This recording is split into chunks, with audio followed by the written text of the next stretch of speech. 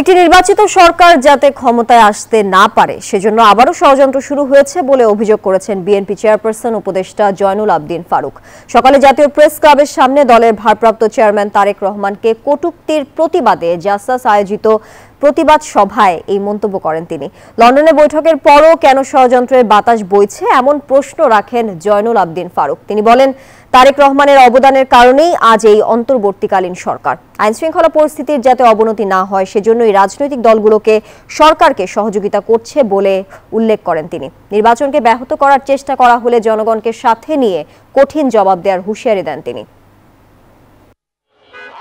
গোপালগঞ্জের ঘটনা ইঙ্গিত বহন করে দেশে যাতে আর নির্বাচন না হতে পারে, যাতে অনির্বাচিত সরকার ক্ষমতায় থেকে বাংলাদেশের মানুষকে আবার অবহেলা করতে পারে, সেই কারণে এই ষড়যন্ত্র।